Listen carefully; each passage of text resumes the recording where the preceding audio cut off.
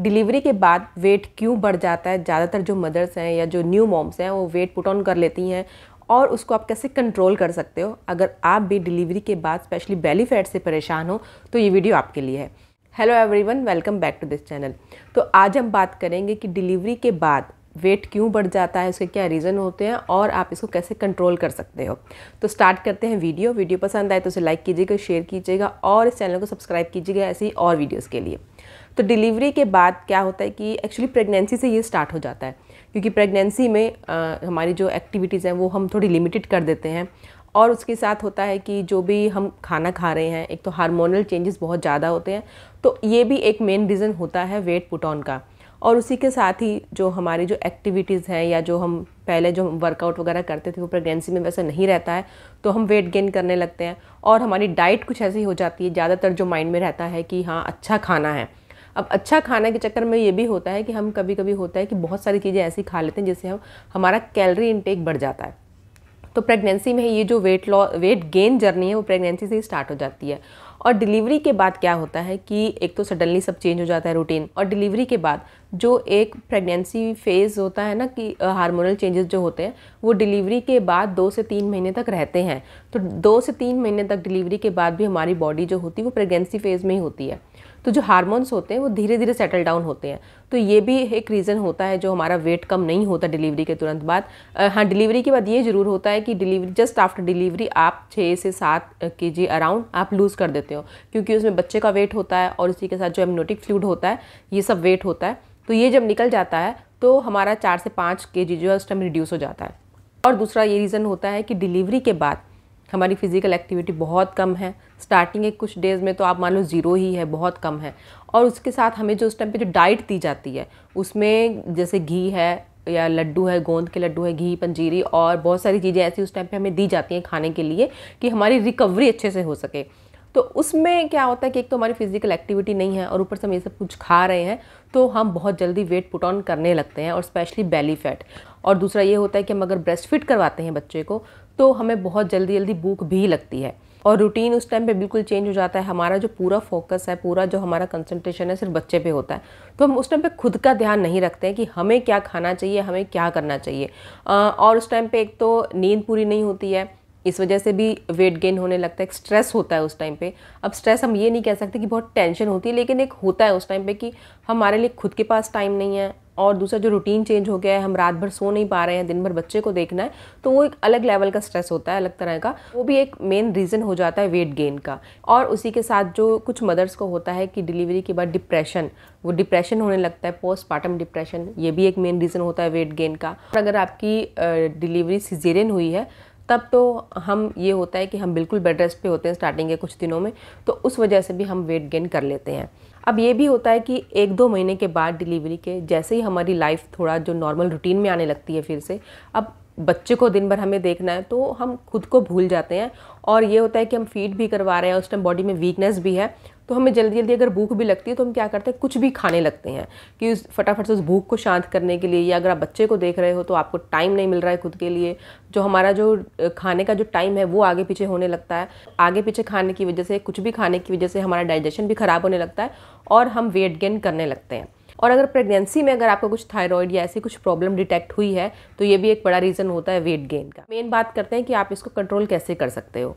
Control वैसे तो आप प्रेगनेंसी में ही स्टार्ट कर सकते हो, ये कि आपको जो भी खाना है आपको हेल्दी फैट या हेल्दी डाइट लेनी है, कि आप ज़्यादा एक्स्ट्रा कैलोरीज या इनटेक ना लो या जो वेट है आप एक्स्ट्रा गेन ना करो। लेकिन प्रेगनेंसी में अगर आप नहीं कर पाए हो तो डिलीवरी के बाद कुछ ऐसे चेंजेस आप करो। तो डिलीवरी के बाद अब ऐसा क्या कर सकते हो कि आपका जो वेट है वो कंट्रोल रहे और ज़्यादा बढ़े नहीं। अब इसमें सबसे पहले आता है कि अजवाइन का पानी। अजवाइन का पानी ज़्यादातर डॉक्टर्स भी रिकमेंड करते हैं, मैंने भी डिलीवरी के बाद लिया है। आपको अजवाइन का पानी पीना है। अजवाइन आपको पानी में बॉईल करके रख लो।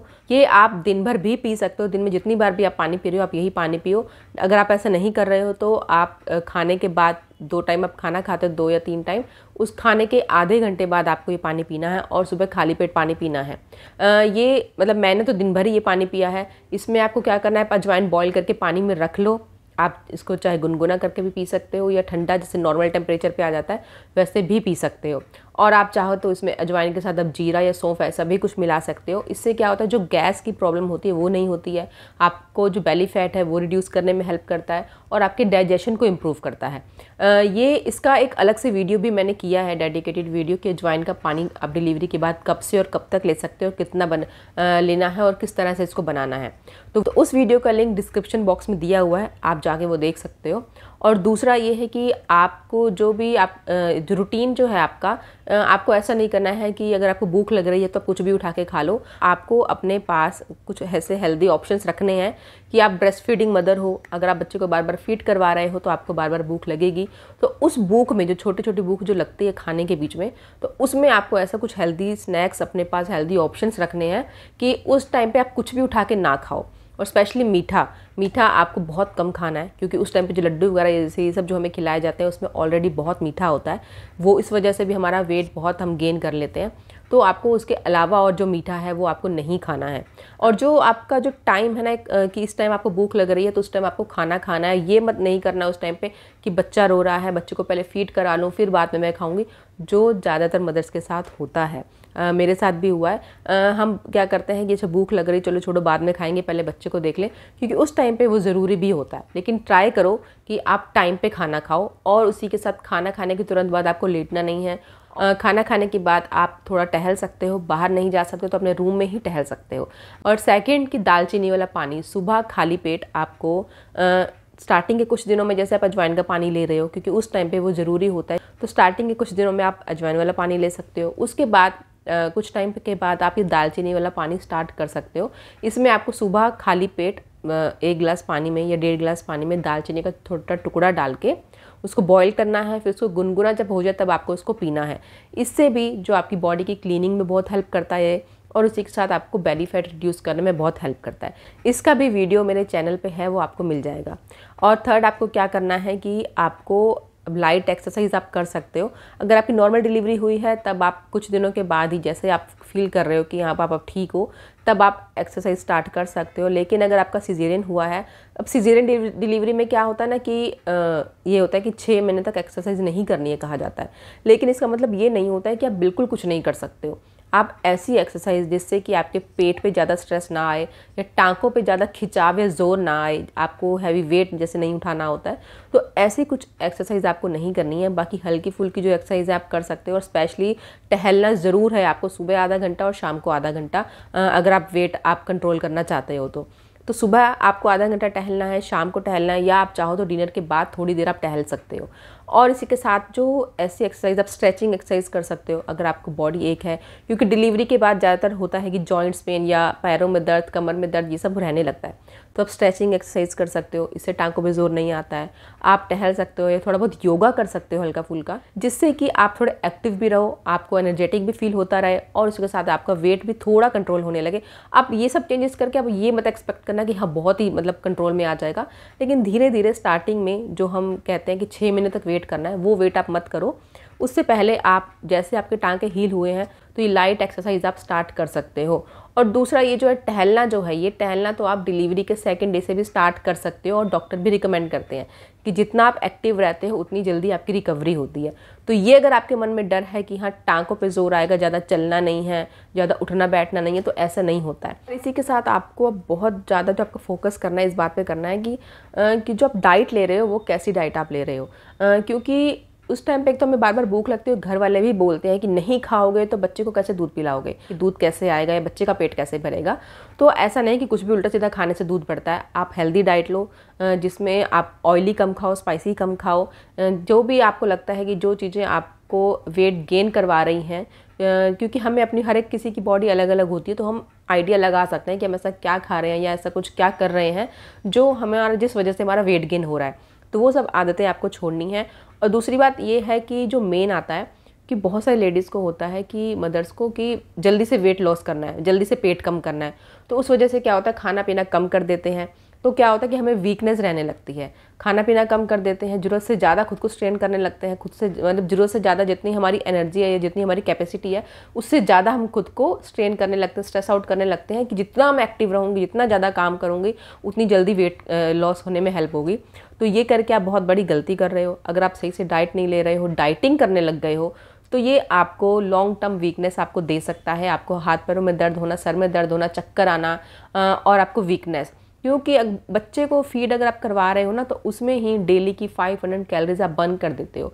क्योंकि जब आप फीड करवा रहे हो, ब्रेस्ट फीड करवाना बहुत अच्छा ऑप्शन है अगर आप वेट लॉस करना चाहते हो। तो जितना ज़्यादा आप ब्रेस्ट फीड करवाओगे उतनी ही बॉडी की एनर्जी यूज़ होती है दूध बनाने में, तो उतनी जल्दी आपका वेट लॉस भी होगा।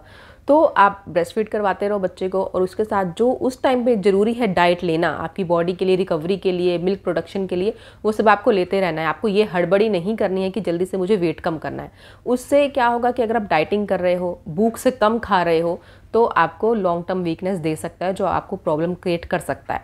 तो इसलिए आपको स्टार्टिंग के जो 6 महीने हैं ना, जब तक आपका बच्चा एक्सक्लूसिवली ब्रेस्ट फीड पर रहता है, उस टाइम तक आप एक्टिव रहो। ये सारे चेंजेस जो हमने बात की हैं, अजवाइन का पानी है, दालचीनी का पानी है, जो आपको डाइट में चेंजेस करने हैं, थोड़ा एक्टिव रहना है, ये सब आप कंटिन्यू करो। लेकिन इसके साथ आपको डाइटिंग नहीं करनी है कि आप कम खाने लग जाओ। ये गलती बिल्कुल मत करना, क्योंकि 6 महीने के बाद बहुत टाइम है आपके पास वेट लॉस करने के लिए। 6 महीने के बाद आप ये सब कर सकते हो। जब आपका बेबी सॉलिड फूड स्टार्ट कर देता है, तब धीरे धीरे होता है कि ब्रेस्ट मिल्क वो जो लेना कम करने लगता है, ऊपर से खाना खाने लगता है, तो आपको भी भूख आपकी भी धीरे धीरे फिर कम होने लगती है। क्योंकि जब तक आप बच्चे को ब्रेस्ट फीड करवा रहे हो ना, तब तक आपकी बॉडी में से न्यूट्रिशन जा रहा है जो भी आप ले रहे हो। तो बच्चे को तो चाहिए ही चाहिए, वो दूध तो ले ही लेगा, न्यूट्रिशन बच्चा तो ले ही लेगा, लेकिन आपकी बॉडी में फिर उसकी डेफिशिएंसी होने लगेगी। इसलिए डाइट आपको अच्छी लेनी है। डाइट का मतलब वेट गेन से ना ये होता है कि हम उस टाइम पे जो कुछ भी खाने लगते हैं जल्दी जल्दी, जो हमें सामने दिखाई देता है, नमकीन दिख रहा है, कुछ मीठा दिख रहा है, कुछ भी होता है हम खाने लगते हैं,